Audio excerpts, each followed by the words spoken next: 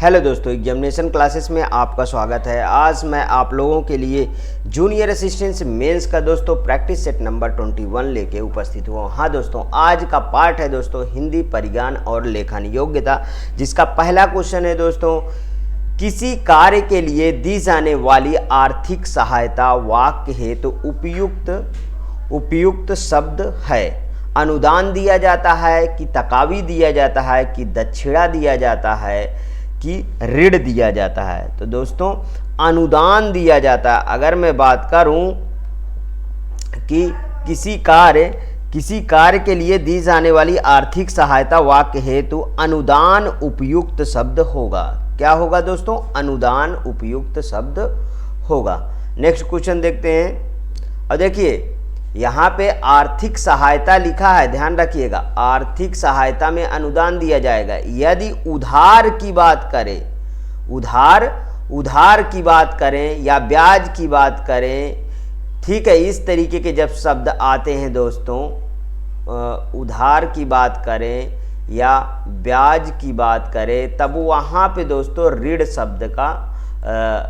शब्द जो है आएगा। ध्यान रखिएगा। दिए गए शब्द के समानार्थी शब्द का चयन करें। लक्ष्मी का समानार्थी क्या है? शैलसुता है, ब्राह्मी है, कालिका है कि पद्मा है? बताइए दूसरे के कौन सा सही है दोस्तों? लक्ष्मी का पर्यायवाची जो है वो पद्मा होता है। ध्यान रखिएगा। नेक्स्ट, समानार्थी शब्द की जोड़ी नहीं है। सुमन, पुष्प, निशा, निशाचर, चारपाई, खटिया कि पाठशाला, विद्यालय? कौन सा सही है दोस्तों? इसमें सुमन, पुष्प ये भी सही है, चारपाई, खटिया ये भी सही है, पाठशाला, विद्यालय ये भी सही है। निशा, निशाचर बिल्कुल गलत दोस्तों। निशा निशाचर की जोड़ी सही नहीं है। अगला, निम्नलिखित में से कौन सा शब्द स्त्रीलिंग है? फुटपाथ, स्कूल, स्टोव, केतली? फुटपाथ, स्कूल, स्टोव, केतली, कौन सा शब्द स्त्रीलिंग है? बताइए। केतली शब्द इसमें स्त्रीलिंग है दोस्तों। कौन सा? केतली शब्द स्त्रीलिंग है। स्कूल, स्टोव और फुटपाथ ये सब क्या है दोस्तों? ये पुल्लिंग है। ये सब क्या है? ये हैं पुल्लिंग।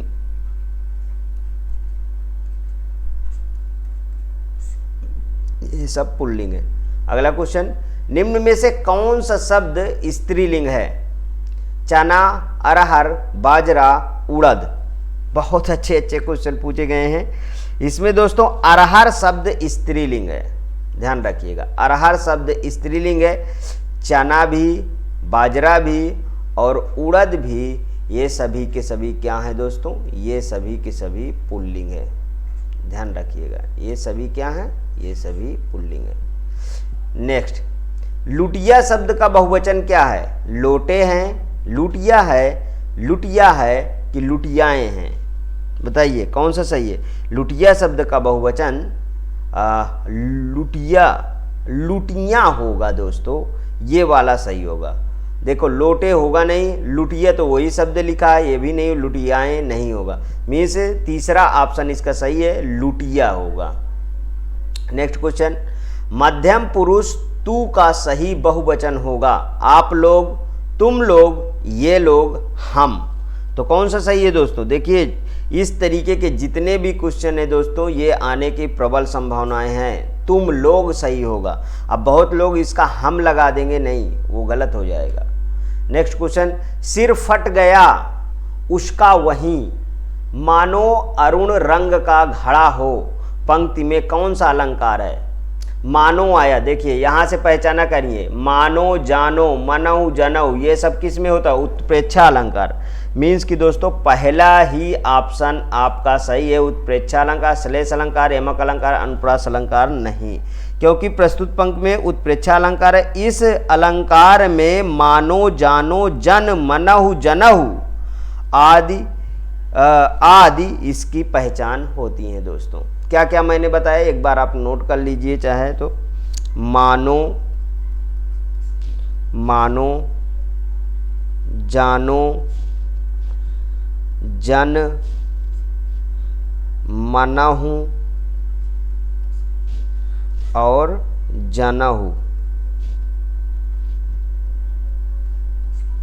जनहु ये शब्द यदि आते हैं तो यहाँ पे उत्प्रेक्षा अलंकार होगा। अगला क्वेश्चन, अलंकार के संदर्भ में मानवीकरण से क्या अभिप्राय है? जीवात्मा का मानव बन जाना, मनुष्य द्वारा कर के योग्य, वशीकरण द्वारा अन्य जीवों को मानव बना देना, वह अलंकार जिसमें भावनाओं में मानव गुण व कार्य का आरोप किया जाए। तो कौन सा सही है दोस्तों? इसका डी ऑप्शन सही है, वह अलंकार जिसमें भावनाओं में मानव गुण व कार्य का आरोप किया जाए। ठीक है, मीन्स कि डी ऑप्शन इसका बिल्कुल करेक्ट होगा कि मानवीकरण अलंकार से अभिप्राय है कि वह अलंकार जिसमें भावनाओं में मानव गुण व कार्य का आरोप किया जाए। नेक्स्ट क्वेश्चन, अनुरूप में कौन सा समास है? कर्मधारय है, तत्पुरुष है, अव्ययी भाव है कि द्विगु है? अनुरूप में कौन सा है? अव्ययी भाव समास होगा दोस्तों। अनुरूप में अव्ययी भाव समास होगा। नेक्स्ट क्वेश्चन, हानि लाभ में कौन सा समास है? हानि लाभ द्विगु समास है, तत्पुरुष समास है, बहुब्रीहि समास है कि द्वंद्व समास है? दोस्तों हानि लाभ में द्वंद्व समास होगा, जिसमें दो वर्ड मीन्स दोनों की प्राथमिकता होती है। ठीक है, महेंद्र का संधि विच्छेद बताइए। महाधन इंद्र है, महाधन इंद्र है, महाधन इंदर है कि महाधन ईद है? बताइए 12 का दोस्तों, इसका महाधन इंद्र होगा। क्या होगा? महाधन इंद्र होगा। नेक्स्ट क्वेश्चन, निश्चल का सही संधि विच्छेद बताइए। निश्चल का सही, अच्छा इसमें कौन सा संधि है दोस्तों ये तो बताइए। महाधन इंद्र में कौन सी संधि होगी? दोस्तों यहाँ पे गुण स्वर संधि होगी। क्या होगी? गुण स्वर संधि होगी।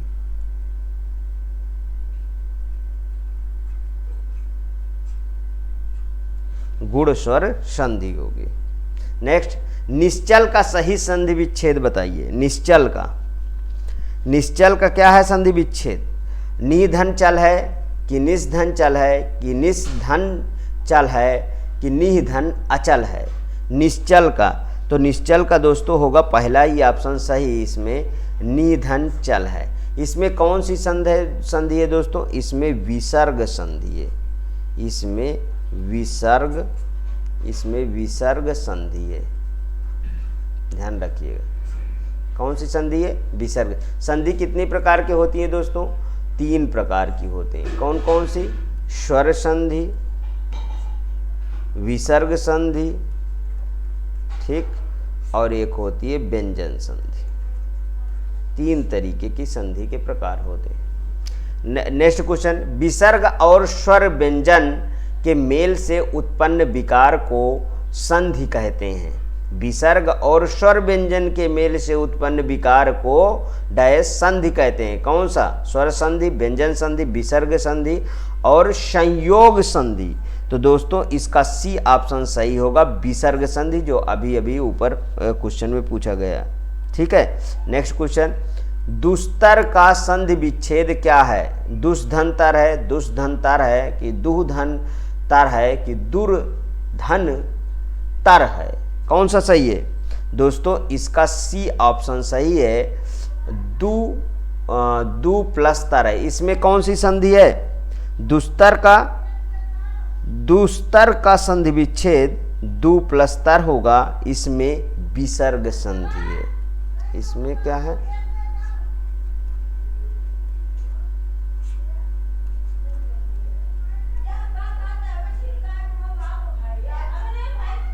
विसर्ग संधि। सही विकल्प का चयन करें जो शुद्ध वाक्य है।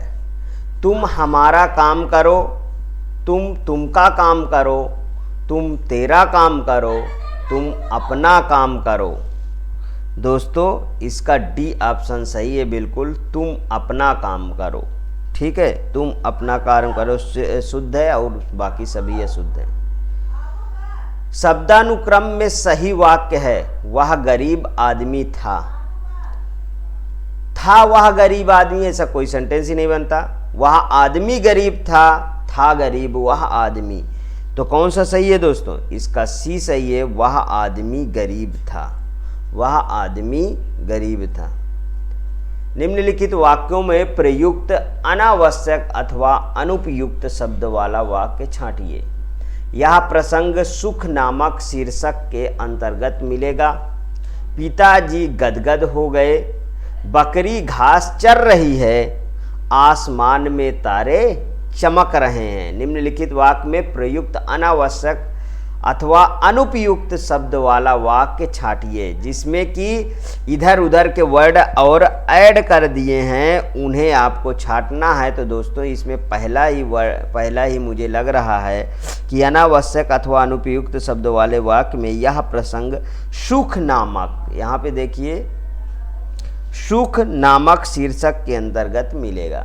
ठीक है, इसका शुद्ध रूप होगा यह प्रसंग सुख शीर्षक के अंतर्गत मिलेगा। यहां पे मैं लिख देता हूं, यह प्रसंग सुख शीर्षक के अंतर्गत मिलेगा। ये सही होगा दोस्तों। ठीक, नेक्स्ट क्वेश्चन, फूंक फूंक कर पैर रखना इस मुहावरे का सही अर्थ है। बहुत अच्छा क्वेश्चन पूछा गया। फूंक फूंक कर पैर रखना, डर कर कदम बढ़ाना, धीरे धीरे चलना, सोच विचार कर काम करना कि सावधानी पूर्वक चलना। तो दोस्तों फूंक फूंक का पैर रखना मीन्स सोच विचार कर काम करना, मीन्स सी सही होना चाहिए। मेढकी को जुकाम होना, मेढकी को जुकाम होना मुहावरे का अर्थ है बिना जान पहचान के लेन देन, बिना योग्यता के योग्य होने का नखरा, भयंकर बरसात होना कि भयंकर सर्दी होना। बताइए कौन सा सही है दोस्तों? बिना योग्यता के योग्य होने का नखरा, यही बिल्कुल करेक्ट है, मेढकी का जुकाम होना। नेक्स्ट क्वेश्चन, दिए गए गद्यांश को पढ़कर पूछे गए प्रश्न 21 से 25 के सही सबसे उपयुक्त उत्तर वाले विकल्प को चुनिए। ये बिल्कुल अच्छा पैराग्राफ मुझे लग रहा है। अब देखिए आगे चलते हैं, इसमें समझते हैं थोड़ा। रिक्शे पर मीरा के साथ हंसती बोलती रितु पर पहुंची, सीढ़ियां चढ़ने लगी तो कुछ झगड़ने की आवाज़ें सुनाई दी। ऊपर पहुंची तो देखा दोनों आजू बाजू वाली पड़ोसनें झगड़ रही थीं। अपने दरवाजे के पास खड़ी होकर उसने कुछ देर उनकी बातें सुनी तो झगड़े का कारण समझ में आया। एक की महरी ने घर साफ करके कचरा दूसरे के दरवाजे की ओर फेंक दिया था। इसी बात का झगड़ा था। रितु ने दोनों को समझाया बुझाया, आखिरकार कचरा फेंकने वाली महरी को बुलाया गया। उसने झाड़ू थामी और कचरा सीढ़ी की ओर धकेल दिया। फिर वह महरी अंदर चली गई। दोनों पड़ोसनों ने भी अंदर जाकर अपने अपने द्वार बंद कर लिए। रितु खड़ी खड़ी देखती रही। जो सीढ़ी पहले से ही गंदी थी वह और भी गंदी हो गई। रेत का तो साम्राज्य ही था, कहीं बादाम के छिलके पड़े थे तो कहीं चूसी हुई ईख के लच्छे, कहीं बालों का गुच्छा उड़ रहा था तो कहीं कुछ और। मन वितृष्णा से भर उठा।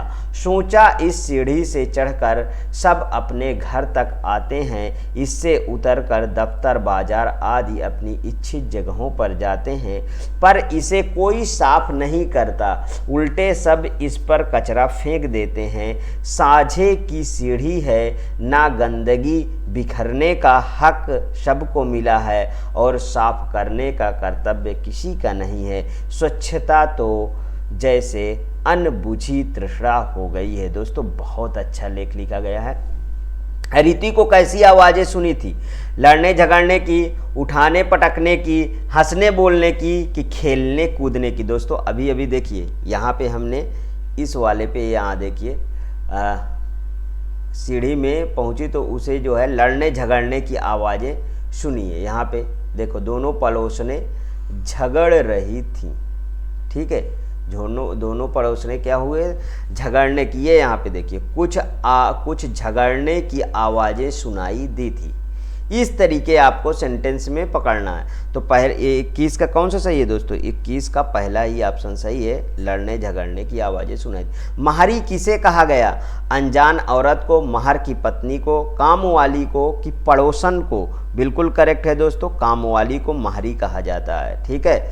रितु का मन घृणा से भर गया क्योंकि सीढ़ियों पर कचरा फैल गया था।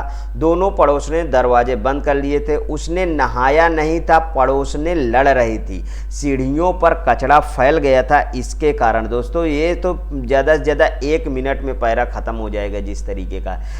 रिक्शे पर मीरा के साथ कौन हंसती बोलती घर पहुंची थी, रितु, वर्षा, हेमा की रानी। बताइए, तो इसका क्या है, ऋतु पहुंची थी ना, ऋतु पहुंची थी। दोनों आजू बाजू के पड़ोस ने क्या कर रही थी, पूजा, झगड़ा, सिंचाई, पढ़ाई। तो दोस्तों क्या कर रही थी, अरे दोनों झगड़ रही थी, वही चीज दो बार, ठीक है।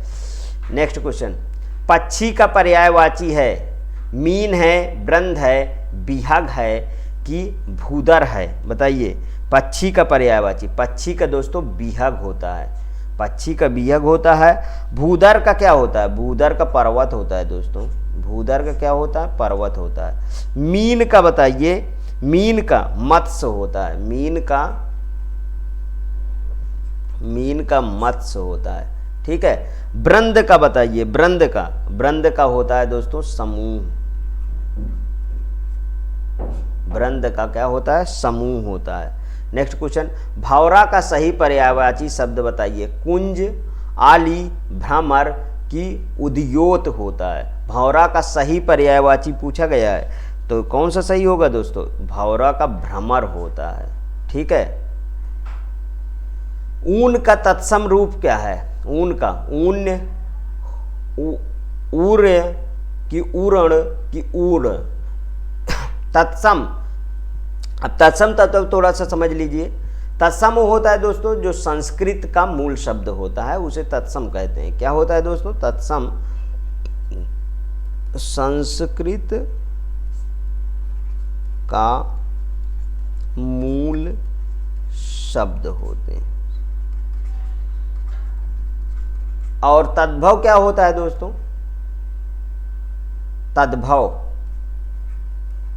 तद्भव जो संस्कृत से निकल के गांव की भाषाओं में कन्वर्ट हो जाते हैं उसे तद्भव कहते हैं। तो 28 का कौन सा सही है दोस्तों, ऊड़ होता है इसका तद्भव। डंडा शब्द है, तत्सम है, तद्भव है, देशज है कि विदेशज है। बताइए, डंडा दोस्तों यही देखिए, अब ये संस्कृत से निकल के ये गांव की भाषा में रह गया है ना, तो डंडा क्या है, तद्भव होगा, मतलब कि बी ऑप्शन सही है। और आगे देखिए, तद्भव से तत्सम बने सही शब्द युग्म को चिन्हित कीजिए। धुआं, धूप, चख, चछ, भभूत, विभूति, नेह, स्नेह। कौन सा सही होगा, तो दोस्तों भभूत विभूत सही होगा इसका। यही है क्या, तद्भव से तत्सम बने शब्द को, ठीक है, विभूति। ये रहे दोस्तों आपके हिंदी के 30 क्वेश्चन, जो हम ज्ञान मुद्रा पब्लिशिंग हाउस वाली बुक को जो है दोस्तों प्रैक्टिस सेट इस समय कवर कर रहे हैं। यदि ये आपको अच्छा लगे तो प्लीज़ और प्लीज़ मेरे एग्जामिनेशन चैनल को आप सब्सक्राइब करिए, मेरा वीडियो लाइक करिए, ज़्यादा से ज़्यादा दोस्तों में शेयर करिए। हाँ, अपनी प्रतिक्रिया कमेंट बॉक्स में ज़रूर प्रस्तुत कीजिए, हर रोज़ एक नई वीडियो पाने के लिए। ओके दोस्तों, थैंक यू।